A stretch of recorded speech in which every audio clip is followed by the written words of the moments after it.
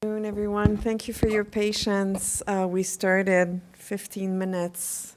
We moved the initial event to 4:15 to accommodate the eclipse. Apparently, it happens just once in a few moons. So we wanted to make sure that everyone had the opportunity to watch it. My name is Geneviève Zubrzitsky. I'm the William H. Sewell Junior Collegiate Professor of Sociology and Director of the Center for European Studies here at U of M. I have the pleasure today to introduce a fellow sociologist and friend, Kristin Surak, who's Associate Professor of Political Sociology at the London School of Economics. She obtained her PhD from UCLA, worked with Rogers Brubaker, for those of you who know him, and specialized on the sociology of Japan, cultural sociology, and nationalism studies. Her first book, Making Tea, Making Japan, Cultural Nationalism and Practice, which was published by Stanford University Press in 2013, received the Best Book Award from the American Sociological Association's Asian section. And I think you came to the former International Institute when we were in the old building, and you had even then had hosted a tea ceremony for the Japan Center. So Kristin, it's not her first time at U of M. In addition to her position at LSE, Professor Surak has held visiting appointments at the Institute for Advanced Study in Princeton, at Princeton University proper, and at the Sainsbury Institute for Japanese Arts and Cultures. She's a lifetime fellow of Clare Hall at the University of Cambridge, and she's been a visiting professor at the Tokyo University of Foreign Studies and at NYU in Abu Dhabi. Today, she's going to be speaking about her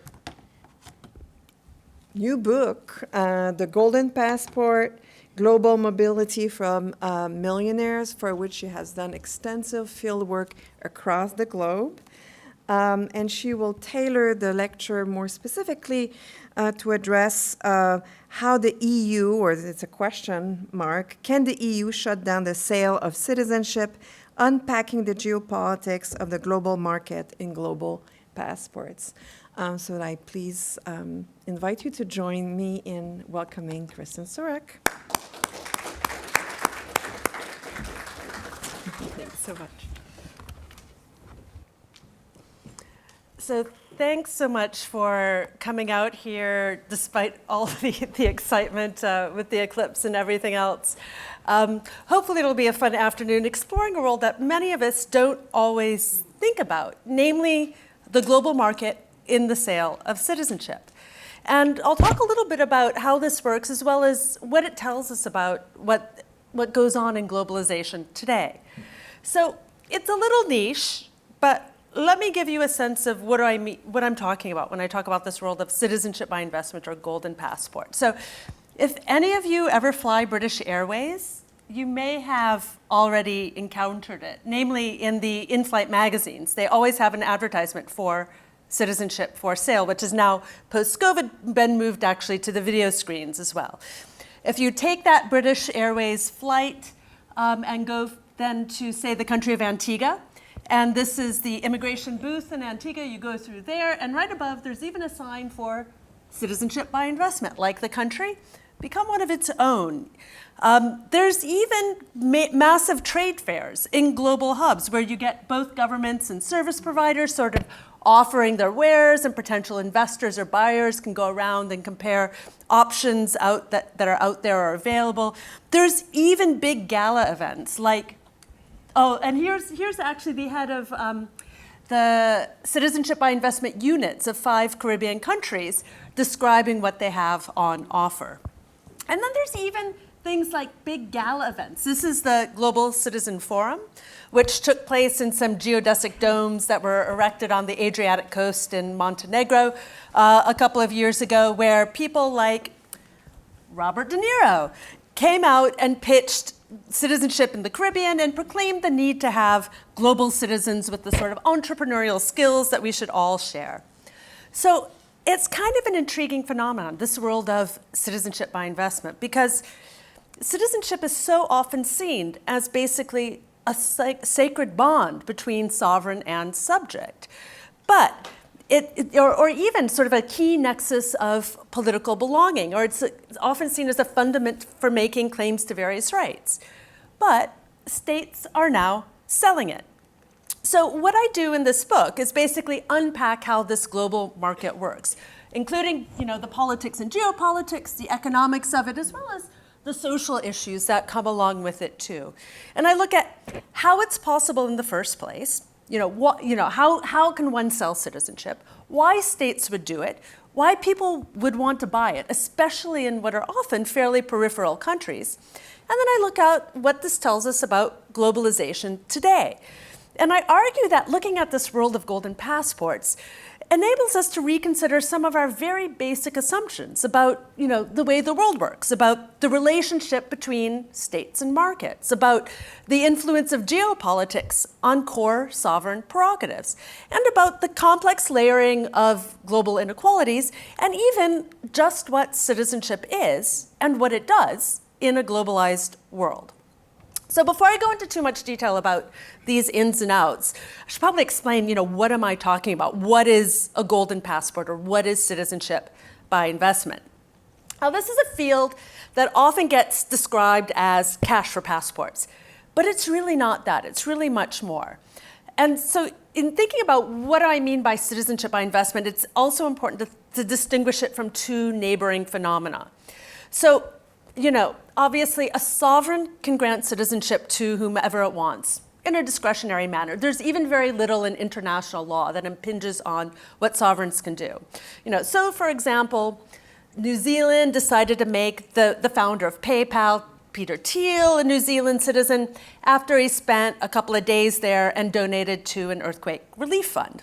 Or, France made the Snapchat billionaire Evan Spiegel a citizen because of his great economic contributions to France. Then Evan Spiegel then went ahead and just naturalized down the road at the consulate in Los Angeles. He didn't even bother to go to the country. But these cases, it's basically discretionary economic citizenship. It's a discretionary grant of citizenship for economic reasons. What I'm looking at in terms of citizenship by investment, or golden passports, is something a little different.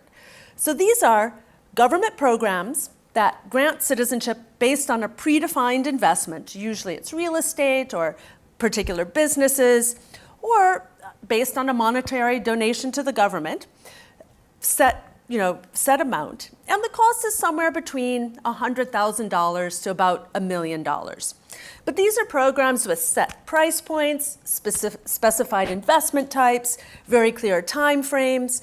There's a formal application procedure. You fill out the forms, you show the tax statements, you show the marriage certificates and the like, and at the end, you get citizenship. So it's kind of like an off-the-rack program that anyone, as long as you tick the right boxes and have the money, can apply for. And if you're approved, you usually become a citizen in somewhere between 3 months to about 1 year.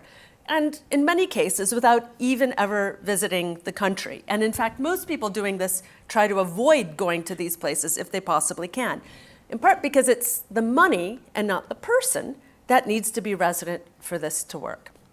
And so these are fully formal programs. Here, for example, is the St. Kitts government website, where the head of the program, the CEO of the Citizenship Investment Unit, sort of touting its offerings with a statement from the Prime Minister and a video describing its latest limited time offer, et cetera. And I invite you to Google the government websites of any of these programs, because you can learn the ins and outs of how they work pretty easily.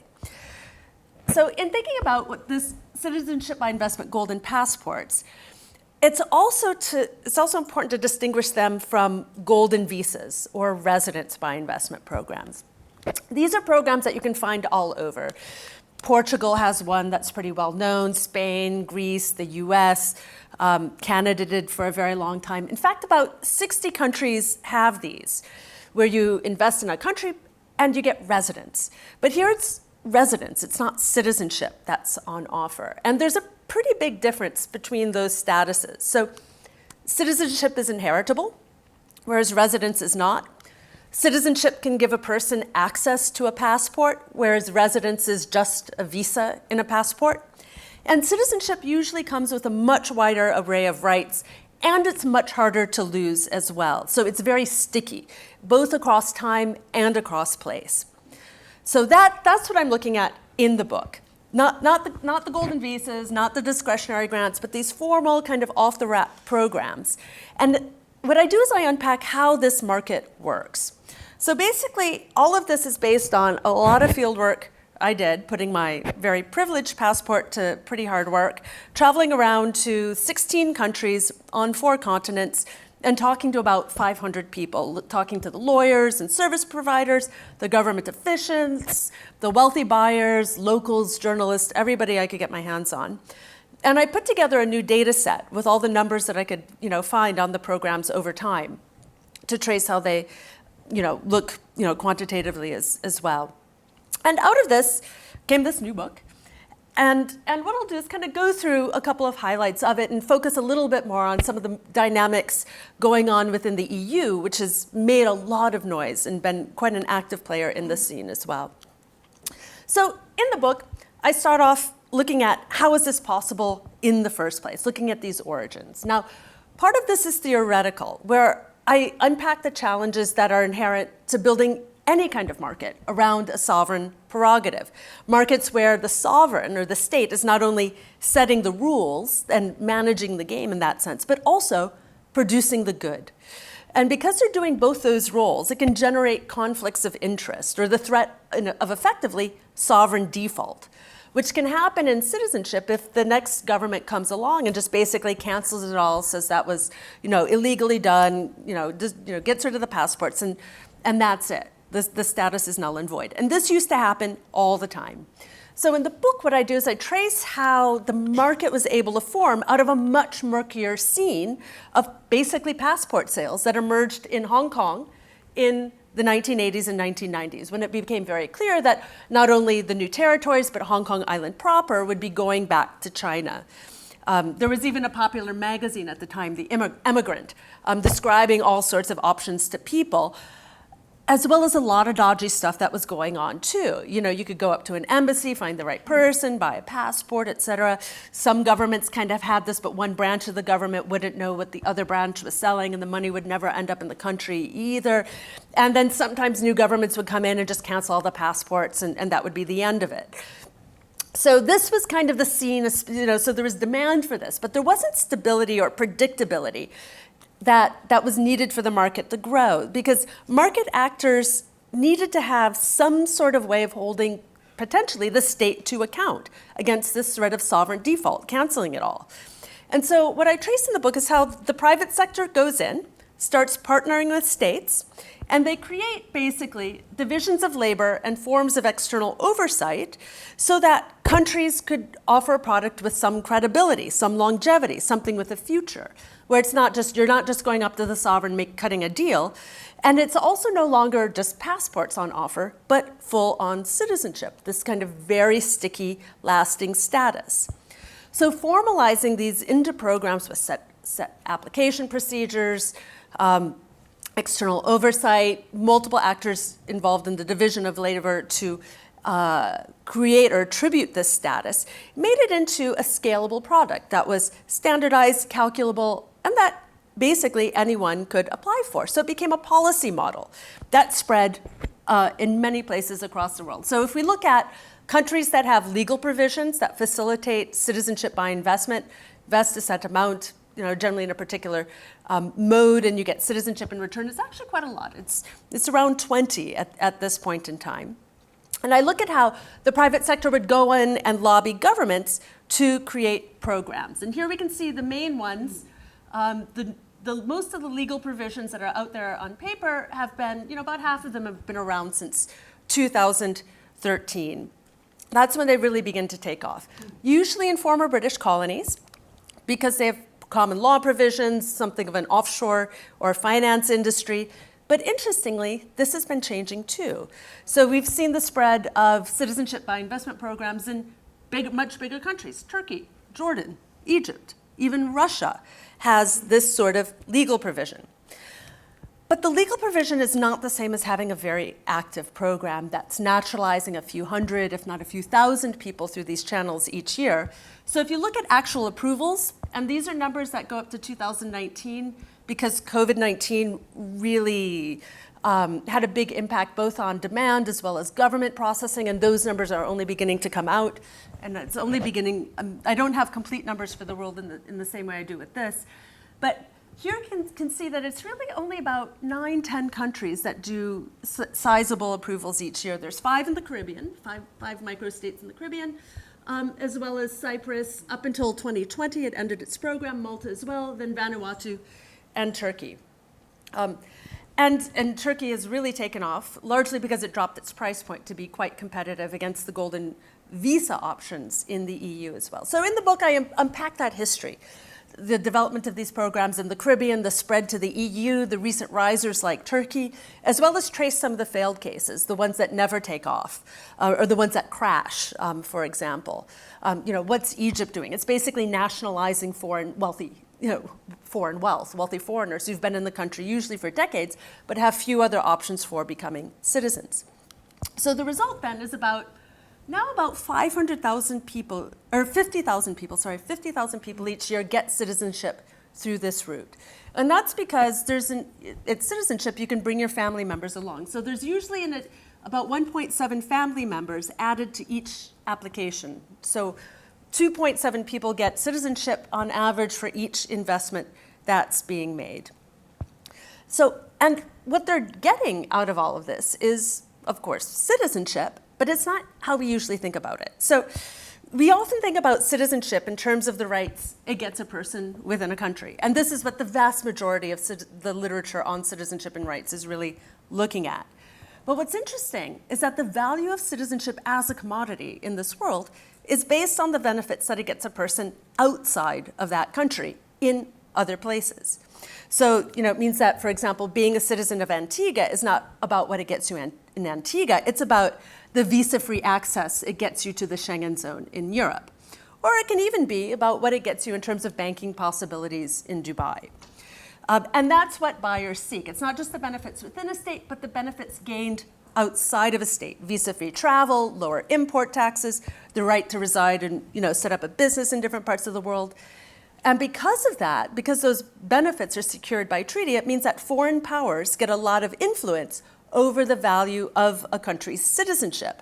So the EU can go in and say, we're not going to give you visa-free access any longer, and the value of citizenship will drop, which opens up the possibility for really fascinating geopolitics to this scene.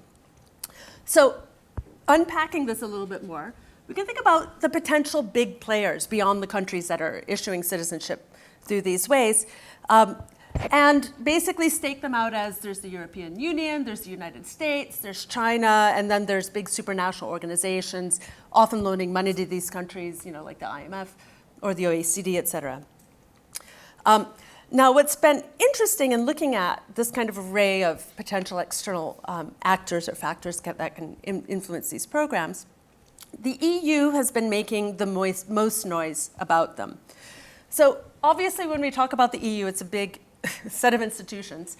Within the EU, it's really only been 4 parts. There's the 4 main decision-making parts of the EU on the left, and the other kind of key institutions on the right. And it's been really mainly the European Parliament, as well as the European Commission, that have taken very clear stances on these programs. And basically, they don't like them. They want to see them ended, and they've been actually quite successful in this too, shutting down options in Moldova and Montenegro, basically countries in the accession process. They say if you want to stay on track, you have to get rid of your citizenship by investment programs. It's interesting because the European Council and the Council of Europe haven't said anything about these yet. But it also raises some interesting questions too, like why should the European Parliament care? And it's very interesting because the European Union doesn't have competence over citizenship. It's a reserved prerogative of member states ever since the Edinburgh Proviso, which in the Treaty of Lisbon became primary EU law.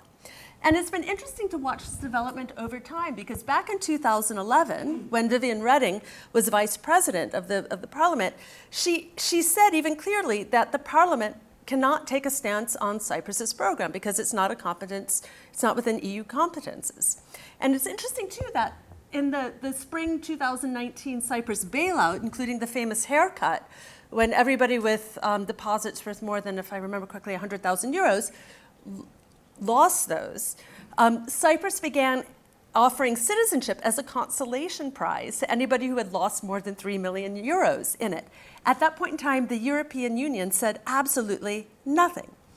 Yet, a few months later, it took a very hard stance against them. Not against Cyprus, but interestingly against Malta, with Viviane Reding completely shifting, and saying, no, we have to shut down these programs. Now, it's an interesting set of dynamics because basically what happened was that there were elections in Malta in spring of 2013. The Labour Party, which had been out of power for about 20 years, takes over from the nationalists and suddenly launches citizenship by investment, blindsiding everybody. Malta had residence by investment programs, various golden visa schemes, but citizenship turned out to be a very, very different wager. So Malta opens this sort of program, and the head of the Nationalist Party, who had lost the prime ministership, or, the government for the Nationalist Party, had been an MEP in Brussels. And so basically what he does is he takes that election loss, he takes this very contentious issue, and he catapults it over into Brussels, where it finds a very interested set of people for debate around this. So this takes off in Brussels. Everybody's against it, except basically for the Labour Party MEPs in Brussels. And Brussels forces Malta, basically, it strong arms Malta into reforming its program so that it's no longer 6 months, put down the money, you get citizenship, but you have to show some kind of genuine links or genuine ties to the country in order to get citizenship. Now, what that means in a common law country is usually not showing actual physical presence, it's just showing intent. And so Malta kind of games that in a way that you don't really have to spend much time in Malta at all, and you can still get citizenship in the end. And it starts going around saying, so the European Union doesn't shut down or force it to shut down the program, and Malta starts going around, we have this program approved by the EU, which the EU is not very happy about, but it's still there, and it still keeps going. But by now, the European Parliament really doesn't like it, and it starts then sending, from about 2017 to 2020, keeps the pressure going, and moving it not only from Malta, but also to Cyprus as well, and sending out fact-finding missions to these different countries too. Now, Cyprus is a very interesting space to watch within this because the origins of its program are much older. Legally, it dates to about 2004.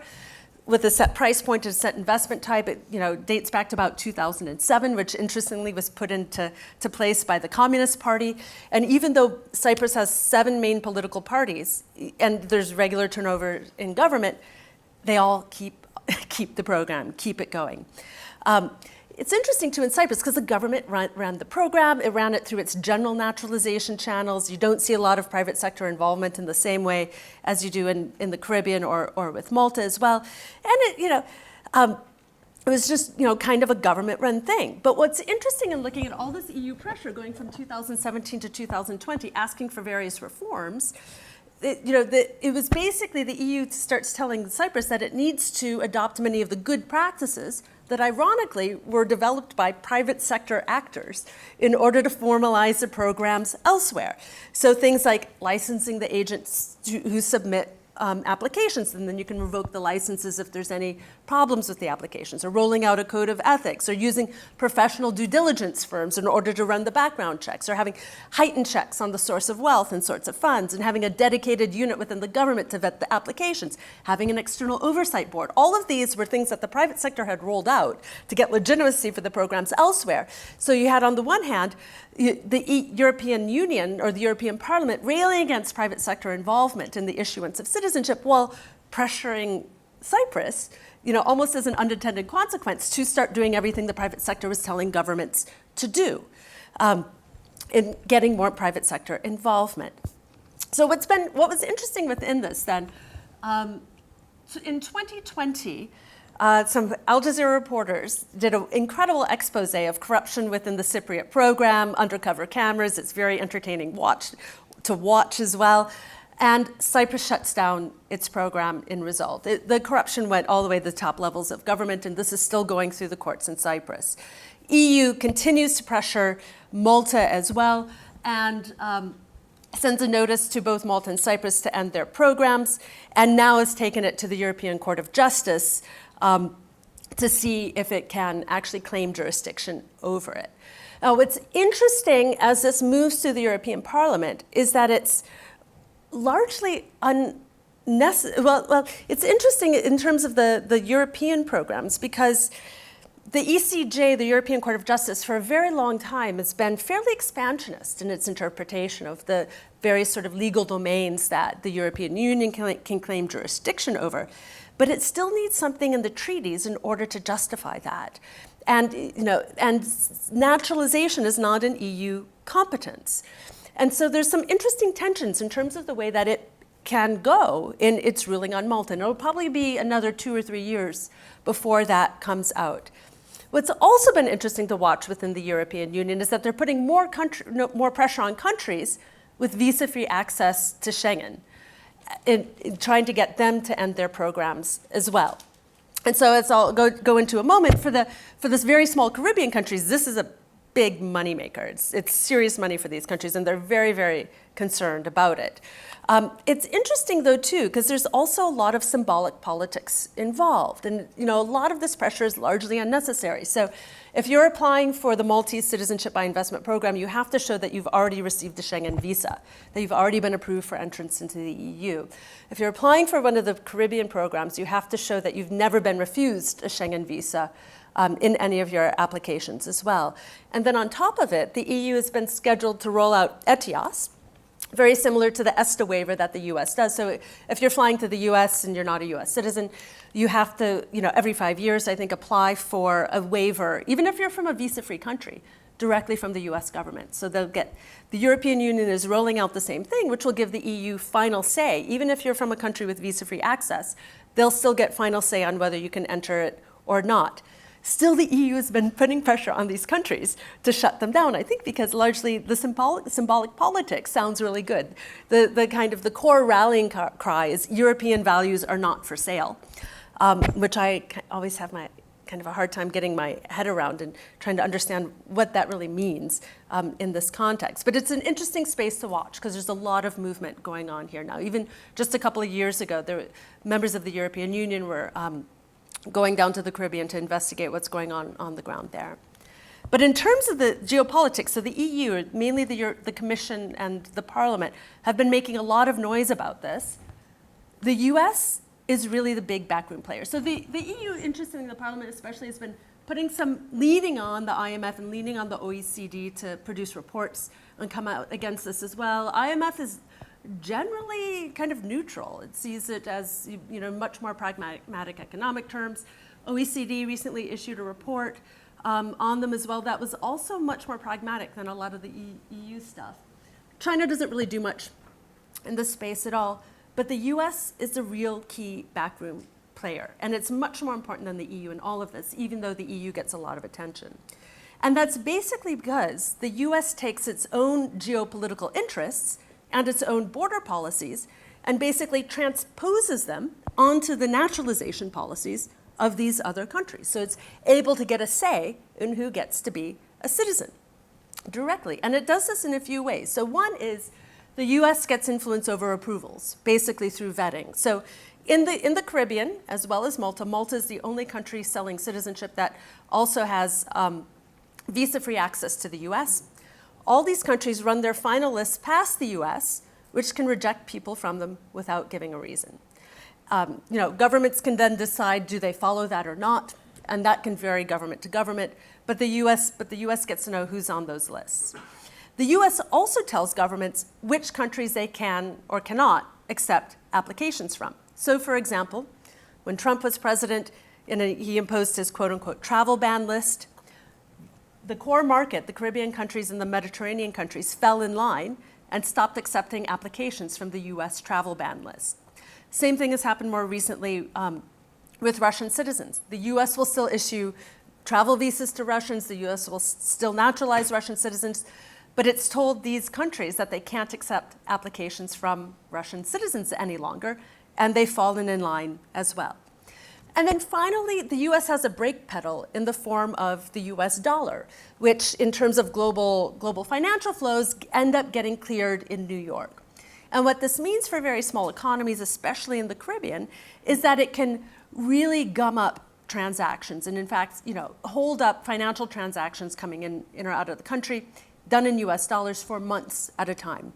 And it has on occasion used that as well. So the upshot of these levers that the US has is that it can take its border regulations and its geopolitical interests and impose that onto the naturalization policies of other countries. So it's not just a question of whether this is legitimate or not, basically a politics of legitimacy, but a real geopolitics of legitimacy that's crucial for this market to work. So the countries that are selling need to get these dominant external powers on board and countenance their offerings if they want to keep what they're doing going. And that's possible basically because the traditional countries selling citizenship have been microstates. So they're countries with a population of less than 1 million, sometimes less than 100,000 people. And if you think about what it takes to run a country when you only have 100,000 people, which is like the size of a mid-sized town, and you have to do all those things that states usually do, there's a lot of challenges.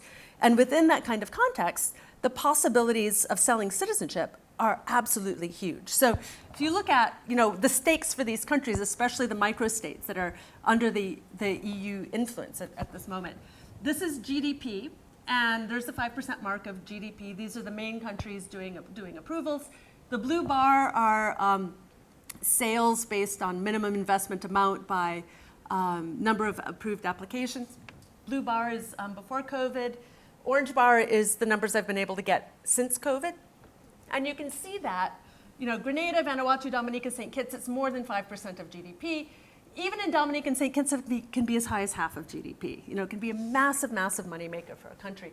And after COVID, as you can see with the orange bars, in many cases, it becomes even more important because the other thing these countries had was tourism. And that was, simply stopped during COVID as well. So in effect, in many of these places, especially since the citizens aren't even coming, they're staying abroad, citizenship becomes the country's #1 export. This is the case in Dominica and St. Kitts. Even in Malta, citizenship is about the country's #3 export, in effect. Some of the countries become quite dependent on this as a revenue source. So there's tax revenue in gray, revenue from selling citizenship going directly into the government. In Dominica, the government gets more than half of its money from selling citizenship. It would completely collapse if this program were to end, or it would have to scramble to find something else to make it work. So, and I'll just kind of go quickly over some of the other topics that I address in the book to kind of open them up for discussion too. So when I was traveling around doing the research, I went to the different countries. This is the capital of St. Kitts, Basse-Terre, and I would ask locals what they think. And what I found there was a big range across countries. I went to 6 that were selling at the time. But I found that mainly it was partisan politics that drove opinion. So people had little problem with the concept in general. They weren't saying, oh my God, we're prostituting ourselves, it's awful. They were generally saying, well, what else do we have? But they would raise questions about where the money was going. They would either love the current government, hate the previous one, hate the current government, hate the previous one, but they would often ask questions about where the money was going.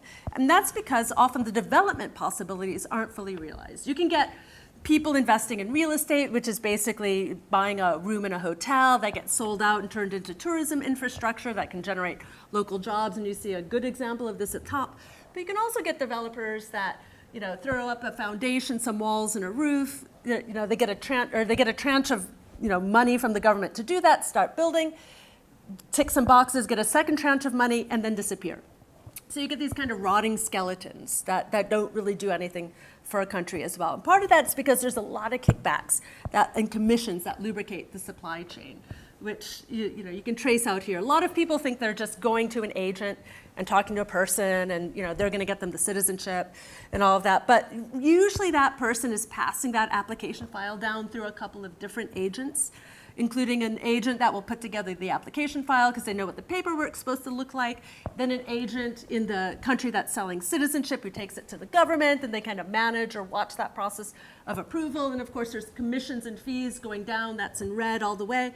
And then governments that are competing in this in this market start paying commissions too to agents to get them to bring people to their countries. And so you can see that in blue, the money coming out of a country in terms of commissions. And there's a lot of reasons why people would pay more. It's convenient, et cetera. A lot of reasons why an agent would get others involved. They might not know how things work. You can get a market niche, make it faster. Governments are willing to get less because of they're trying to get more market share, but also you end up building in kickbacks to government officials as well. But this is really hard to regulate because those borders that are being flattened by selling citizenship to these people are also the same borders that block regulation all the way down. And so I also talk a little bit about these relationships between the public and private sector, structuring these programs, whether it's symbiotic, in which they do different specialized functions, the state and the private actors, or whether it's substituting. Sometimes with small states, the states don't have capacity to do things like background checks, so they get private actors to do it. Can be collusive, facilitating corruption between the public and private sector, or even commandeering, where the private sector takes over, basically runs a program, people in the government aren't even sure it's there, and the money isn't even necessarily going into the country. And I'll just briefly wrap up with, in terms of discussing this too, just to give you a sense of, why people would want to go for this. I mean, what is demand about? So a lot of demand is coming from China, which you can see in blue, or the Middle East, which you can see in red, as well as Russia, you can see in green, and then others are in purple. And you can also see how different areas of demand in the world get channeled into different parts of the world as well. So for example, Cyprus has had long-standing ties with Russia or the Soviet Union. Even before that, it was non-aligned during the Cold War, so it had a very strong communist party as well. After 1990, there were a lot of connections between Cyprus and Russia, and using Cyprus as a conduit to get money out of Russia and into the EU, still the case today. So you see a lot of Russians connecting through Cyprus, or also in Malta. For example, China never shows up well because China doesn't allow dual citizenship. So for example, St. Kitts has diplomatic relations not with China, but with Taiwan. Doesn't release any kind of numbers or any kind of names about people going through the program because it's seen as an extra insurance policy for that Chinese market. And then thinking about the motives, the key ones are basically present mobility, easier visa-free access. I want to be able to travel or live wherever I want without worrying about the visa. It could be someone like a tech entrepreneur with a PhD from Pakistan who's making good money in Dubai, but can only go to 33 countries visa-free, needs to be in Paris on Thursday for a meeting and can't do it, might get only a single entry visa for the EU as well. So there's a lot of mobility issues with that. Can also be people with quote unquote good passports as well, like US citizens who say are traveling in parts of the world where the US government isn't particularly welcome. They want to, as they put it, get the target off their back. As well. There's future mobility. Basically, citizenship is an insurance policy.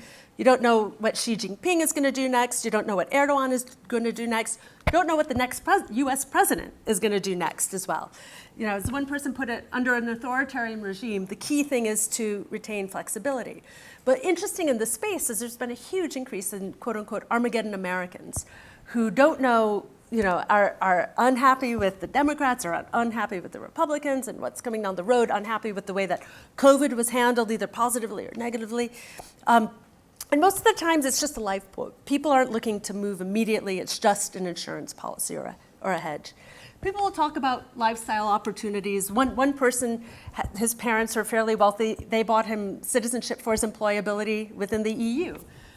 There's an unspoken hierarchy for employment. My parents were adamant on my employability. Or it can be getting citizenship in Malta so you can access your doctors in Switzerland, et cetera. There's some workarounds here that are interesting too, where you can get citizenship in Grenada or Turkey because they've got an E2 treaty with the US.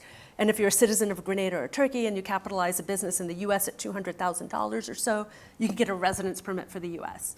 So you can get these kind of like system hacks or so. The UK had a thing with that, or leveraging citizenship in one country to get residence in a wealthy country where you want to be. And then there can be business benefits too. can be, it's usually not tax evasion because many times people are from countries that aren't terribly efficient in collecting tax. But it can be things like reduced import taxes, banking issues, getting lines of credit. As one interviewee put it, if you're doing business between the EU and the Middle East, it makes your life easier if you're holding a European passport. But it's interesting because it's not all about getting into the West. So because of, for example, US sanctions on Iran, you can get Iranians who've been in Dubai since, say, 1979, who still now face a lot of banking issues. So they'll get citizenship in Dominica. It will still have place of birth on it, as Tehran or wherever, but it'll be easier for a bank to use that and handle that, and bank with them, for example. And finally here, there's some interesting ways in which sometimes it's useful to be, or more beneficial, to be foreign at home. So for example, there can be cases of a Vietnamese business person who's building businesses in Vietnam, but will pick up a citizenship elsewhere first in order to make use of FDI, foreign direct investment benefits, and potentially make use of international arbitration courts. Because if you're a national in the country, and something happens to your business, it's seized or whatever, you're going to those countries' courts. And if you don't trust them, that's kind of all you have. But if you're foreign, you can make a claim in international arbitration. So you get business people who become foreign at home because sometimes it can be more beneficial for them. So wrapping all of this up, this is a niche market, but it's an interesting way to kind of rethink many of our basic assumptions about how the world works, about inequality, strategic action, citizenship, globalization. Thinking first about inequality. T.H. Marshall, sort of the doyen of citizenship studies, observed over 70 years ago that citizenship is the great equalizer. It supplies this grade of equality in a world of capitalist inequality. And basically it does this by disrupting this reproduction of class disparities. You get a grade of equality, and then people compete on top of it, but it's not as bad as it could be. But if we look at this world, it really turns T.H. Marshall on his head, because we find basically wealthy people leveraging their economic resources to overcome the limits of their citizenship, the one they were inherited at birth. And they do that to safeguard their own self-interest. So we see that citizenship is not fundamentally about equality, but inequalities, both within countries, between those people who can afford this and those who can't, as well as between them, in terms of what citizenship gets you. And that intersection between inter-country inequality and intra-country inequality is the reason why there's a market in the first place. And part of that is also because in a globalized world, citizenship is not only portable, it's also obligatorily so. If you have, say, medical qualifications in one country, you can only count as a medical doctor in other countries if your countries have a treaty and they recognize it. But citizenship, it's with you. It's very hard to shed, and it impacts not only where we can go, but also what we can do globally. And so it's interesting here as we see people being strategic about citizenship, but states being strategic about it too. Wealthy states try to compete for the best and brightest, and those that are less well off try to compete for that same kind of range of funds through their citizenship offerings. But it's not about bringing people into a country, it's about bringing their money into a country. So it's really citizenship at its lightest. People are becoming members, if you think of countries as nation states, they're becoming members of the state, but not of the nation. People want that legal belonging in the state. They want to take that legal penumbra of the state with them wherever they go. And in this sense, it's much closer to, say, protégé status in the Ottoman Empire, or different forms of citizenship under empire as well. So it's a type of citizenship that has really nothing to do with identity. There's no blooming diaspora of citizens. It's really, or investor citizens. It's really about these extraterritorial privileges. Neoliberalization, I often get asked about, if it's symptomatic of neoliberalization, it kind of depends on how you define it. But I think really what we see is that if you look at the long history between states and markets, you always see, some sort of connection especially around sovereign prerogatives that are, it's absolutely necessary for the private sector to be involved for a market around a sovereign prerogative to work. And in this book, I kind of break down those different types of relationships, whether they're symbiotic or substituting or collusive or commandeering, et cetera. But it means that we need to not just look at, oh yeah, there's a migration industry that's structuring this movement, but there's a wider ecology of, looking at the different ways in which the public and private sectors interface within it, and the way that facilitates market operation or not. And then finally, thinking about globalization. We live in a globalized world. It's one in which capital moves across borders, with far greater ease than people do. But it's one that doesn't come with global citizenship. Instead, citizenship is really a status that divides. It affects where we can go, it affects how we're treated, it affects the rights we have, not only at home, but across the planet. And that extraterritorial side of citizenship is absolutely crucial. And basically, we're stuck with citizenship as much as it is stuck to us, because we take it with us wherever we go. So if you happen to have been born into a good one, you should be aware of what that means and check your passport privilege, because this isn't going away anytime soon. As long as countries anchor global capitalism, they do so for the reasons of legal jurisdictions and the profitability of borders. Citizenship will continue to anchor global mobility. So I'll stop there and open things up for questions. So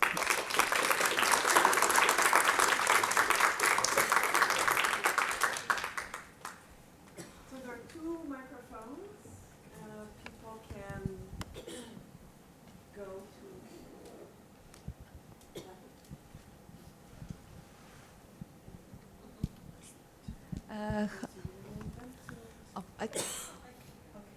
Whatever. My name is Ksenia Yurtava, and I am the fellow of the Weiser Center of Europe and Eurasia. And I have, I don't know much about Geosphere, but it's when I was listening, it was really interesting topic. I was just wondering, are there any responsibilities of their citizens that you would like to speak about, in the context of your book? And are there, and follow-up questions with this, are there any different responsibility of the people who inherit their or get their citizenship in normal way, or those who purchase them? And just I also wonder, those 16 countries that you searched, how many citizenship they allow? If people can have a lot of money, how many citizenships they can purchase? Thank you. Yeah, good set of questions. So what's interesting in looking at citizenship, we often talk about it, it's rights and duties. But really that duty side of citizenship has been thinning, and it's pretty thin in most cases. And Christian Jopka has probably written most trenchantly on this. But if you think about what those duties are, some countries still have conscription armies. Most of them are getting rid of it. Tax, people say, but tax you pay based on where you are in most cases. So even if you're traveling, you're still usually paying some sort of sales tax. I'm a resident of the UK, so I pay taxes in the UK. For example, it's based on where you are much more than citizenship, with US citizens as kind of an unusual exception to that. Even something like jury duty. US and UK have jury duty, most countries don't. But you have to be in the country for that to be real duty, as well. So that responsibility side of citizenship is really, really thin in most cases. It's interesting in the case of Turkey, it does have required military service. Natural-born citizens as well as investor citizens can pay a particular amount of money. I think it's 7,000 or 8,000 euros or dollars, and reduce that time. And I think if they're even outside of the country, they can turn that into a zero requirement as well. So you can buy your way out of it. And traditionally, actually, that's been very common historically. People have been able to buy their way out of military service as well. Voting often comes up too. And that's one where in most of these countries, if not all of them, save St. Kitts, there's a residence requirement to be in the country 6 months before an election to be able to vote in it. What's interesting with a lot of the smaller countries is that the nation doesn't map onto the state in any kind of meaningful way, because they've got big diaspora populations. Usually more people living in the diaspora. If you think about the Caribbean, Malta also, connections to Australia, as well as the EU, more people live outside of the country than inside it. They're in New York, Miami, London. And then within the countries, for example, in the Caribbean, within CARICOM, there's free mobility. So anywhere around 30 or 40% of the residents on the island can be other people from other parts of the Caribbean as well. So that thing of the nation and state mapping onto each other is very, very complicated in these cases too. St. Kitts is also sometimes politicians will pay for people to fly in to vote in elections, but elections are probably more determined by who's getting a new refrigerator than something else. It's a very instrumental kind of trade-off there. Only St. Kitts has a provision that says investor citizens cannot vote, but otherwise it's certainly available. Multiple citizenship is a good question too. So in terms of selling countries that sell it right now, all of them allow multiple citizenships. Historically, this has not always been the case. So Liechtenstein had a provision up until, I think, 1954, but didn't allow dual citizenship. But countries that are thinking about moving into the space will always pass a dual citizenship law first. Buyers, it depends. So big countries that are big source countries like China or India that don't allow dual citizenship still get people buying it, but they just leave it on the lowdown and try not to get caught, in effect.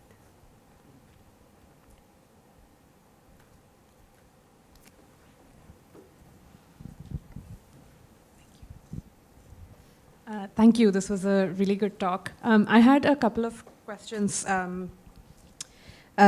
One is sort of just following up on the previous question. I was also wondering, did you find any sort of differences in so you did say that most of these buyers of citizens, they don't often live in the country that they're buying citizenship from, but what are the material differences between those citizens and the ones who get it by the usual routes of birth or naturalization, or those who inherited these bought citizenship, so the children of these buyers? Like, what difference does that make? In terms of where people are, or? In terms of their rights and their, okay. Yeah. And then I was also wondering, it was interesting when you talked about the US being involved in deciding the eligibility of like who can apply in the first place. And I understand maybe to some extent why with the microstates that makes sense. I'm less certain of why some European countries or Turkey would have a like what's in it for them to let the US have a say. And then finally, just a couple of small things. This is from the photos you showed. I was wondering if you found any gender disparities among who is, like, it seems mostly to be male entrepreneurs who are maybe buyers, but I don't know if that's true or if you found anything. And also the brokers of these, selling citizenship is not somehow dissimilar to the underbelly of the smugglers who work with refugee and asylum seekers, they're also trying to, what's the bureaucracy of this, of the selling of such citizenship? Yeah, thank you. Yeah, it's a good set of questions. So thinking about in terms of the different sorts of rights, that's one of the tricky things actually for this market, because it's citizenship. Once you get it, you got it. And that means that very often it's a one-off transaction. So if you talk to the countries, they're like, we want to actually try to build some more of those bonds to keep people investing in the country and keep them coming on. But it's not like, if it were a golden visa, if it were a residence, you could have requirements for renewal. But because it's citizenship, it's there with you. So in terms of differences, countries will say that you can't sell the investment for 5 years. There have been no cases I know of in which citizenship has been revoked because a person has not done that. There have been cases, in thinking about the differences based on types, for the most part, yeah, that's been taken care of. There have been debates about what happens when you have a new child. So say, family invests and buys citizenship, and then they have a new child. Does that child have to pay? And the fees, at least. And the fees can be substantial. It's a big moneymaker for some of the governments. And that's been a set of debates. But usually that thing of, it's citizenship, once you got it, kind of stays. So that has some interesting implications in terms of how countries try to monetize this and use it as a development strategy, in effect. In terms of US influence, Yeah, people in the Caribbean will say if the U.S. sneezes, the Caribbean catches a cold, and that's kind of they're small, they're in its direct periphery. Malta has visa-free access to the EU or to the U.S., and it doesn't want to lose that, and that would be a big electoral thing in Malta as well. Turkey, I've been trying to look into this. I haven't seen any evidence of the U.S. or EU leaning on Turkey about this.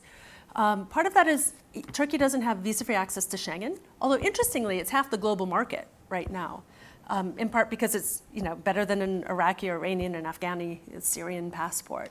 But the EU also pays Turkey 6 billion euros to keep refugees from going into the EU. And so it hasn't, at the same time, it has not been pressuring Turkey about its citizenship by investment program, even though Turkey is technically in the accession process, a very, very stalled place in that, but still that's the case. Other places, Jordan, Egypt, I think they're not really worried about that, and they've got other fish to fry in terms of what's going on in those parts of the world, and also for many years too.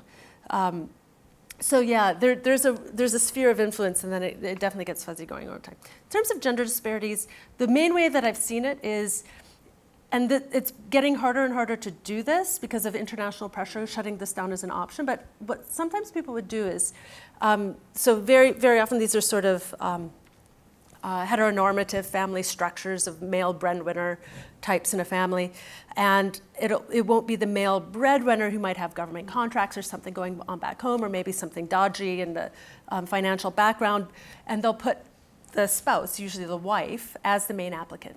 And if the due diligence's background checks are run only on the main applicant, that person gets in free, and then the spouse, with the potentially dodgy background or government connections or whatever, comes in as a family reunion member and doesn't have the same degree of checks. That was easier to do maybe 8 years ago, and countries have been rolling that back, especially due to international pressure and concerns about letting the right people through these programs. But that's sort of the main gendered thing that I've come across. And then this question of brokers versus smugglers. Sometimes you do get people ripping off clients, and that can happen. Definitely happens with smugglers. But even with this sort of thing, you can get people getting ripped off, making bad investments, buying bad real estate because they're trying to buy to hit a target. So you can, buy something that's worth only 100,000 but pay 400,000 with it because you need to hit a target. But you also get very high-end lawyers and like Big Four accountancies will do this for their clients as well. And that was part of the formalization, legitimization process. If you talk to the Big Four in the year 2000, they would be like, no, red flag. Now, when I was doing field work about 5 years ago, 3 of the 4 Big Four accountancies had divisions that were helping clients with, in their private wealth divisions with these sorts of programs. So that thing of legitimacy, roll it out, here's another option, it's chump change if you're, worth several hundred million, and they would do it for you.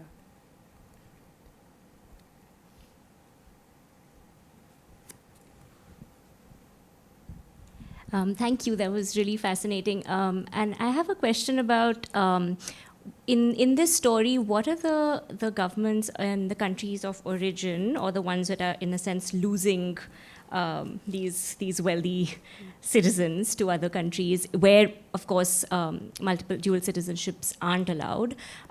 So what are the repercussions there? Because a lot of this sounds like a way of, offshore investments was kind of the previous regime of, you take your investments abroad, so you evade taxes and so on and so forth, and that has changed domestic politics in many parts of the world where, it kind of really changed. It made governments sometimes fall, or so it raised serious questions about legitimacy. So just any thoughts on what the reverberations might be once you lose these wealthy citizens? Yeah, so it's an interesting question because it's one in which, so this question of losing a citizen, people aren't necessarily leaving the places where their businesses are.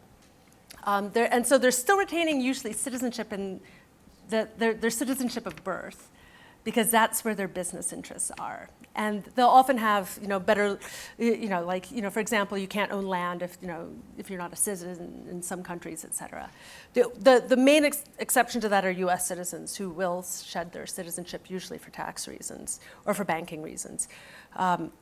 So they're not losing, so people aren't necessarily leaving, but very, very wealthy people tend to become peripatetic.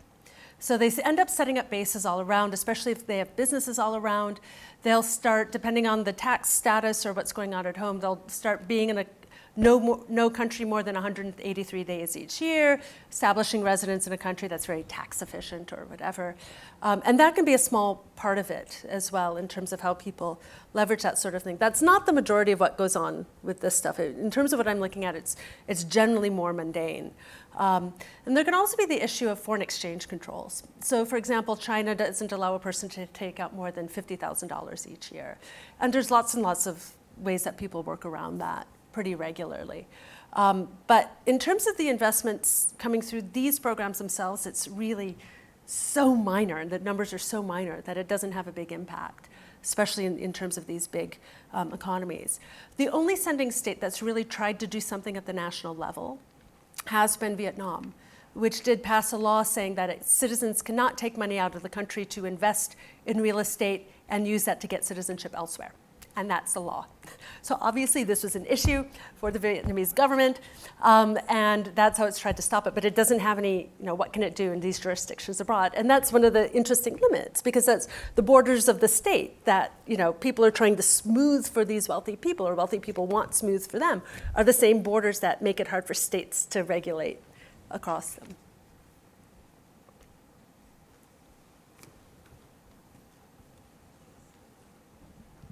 Hi, thanks for this really fascinating talk. It's crazy. I know. I can't imagine what the research must have been like. But yeah, I kind of want to bring you back to the EU. And it sounds like in some ways that the golden passport isn't as big of an issue for the EU as the golden visas. And I know that you didn't write your book on the golden visas, but I'd like, if you could say more about the golden visa and how that works with Schengen and how that might be, I just know that Hungary is just about to issue a golden visa, and it's primarily targeting Chinese citizens, and there are other reasons for that, but from what you've just said, it sounds like it's also because they're not supposed to have dual citizenship, so this is like a workaround for that. Yeah. But anyway, anything you can say? Yeah, no, it's a great set of questions, and I do know a lot about golden visas as well. So yeah, and precisely that thing. There's countries that target the Chinese market by offering residence rather than citizenship, and Cyprus has done that too. People might be happy to have the second citizenship and the options that opens, but they might be more risk adverse and just want to have residence. And a lot of people think, oh yeah, these golden visas, aren't they just citizenship? And it's kind of like, no, actually a lot of people don't want the citizenship, which is why they go for the golden visas. And Hungary is very interesting because they had a program that was very active between, if I remember correctly, 2013 to 2016, and it was shut down, probably because there was corruption that was coming to the forefront of things. It wasn't clear how the country was really benefiting from it. There's been some really good work unpacking how that whole program operated. So it's been interesting to watch it come back on board with these, especially since Ireland shut down its program in January. It looked like Portugal might do it, but they didn't. There's been various, countries have begun responding kind of proactively to what they see as the European Parliament ruling against them. But if you look at the EU member states, I think right now 11 have golden visa programs where you invest, you make a passive investment. It's not about looking at, are you starting a business? Are you being an entrepreneur? If you can make a purely passive investment in almost half of the EU member states and get a golden visa. So it is, not all of them are doing the same numbers. Portugal's really big right now. Greece is really big right now. Another one just shut down their program. Might have been, but maybe it was Luxembourg or so, but they were doing very, very low, like 10, something like that. So it was, so there's a lot of variability there too. What's interesting too in looking at visas, so I'm interested not in just this stuff, but what are the neighboring things? What are people doing this and not doing in other cases? And one of the things that comes up is this question of access to the EU. Aren't you just selling access to the EU? But there was this thing, and maybe you can correct me on this, there was the Visagate scandal in Poland this past October, where some of the estimates, and I haven't seen this get through the courts all the way, but some of the estimates are as many as like 200,000 visas were sold, Schengen visas, without any evidence of people. They were work visas, no evidence of people going and registering and all of that. That is a huge, huge scale, way beyond, you know, the sale of golden visas within the EU. So there's a lot of different ways that people get documents to do different things, and even nefarious things as well.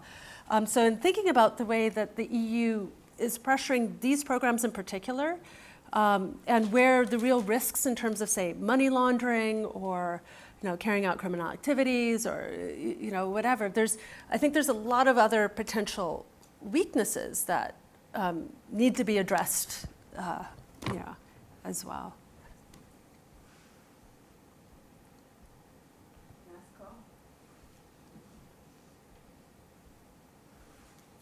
Well, thank you so much for this great talk and for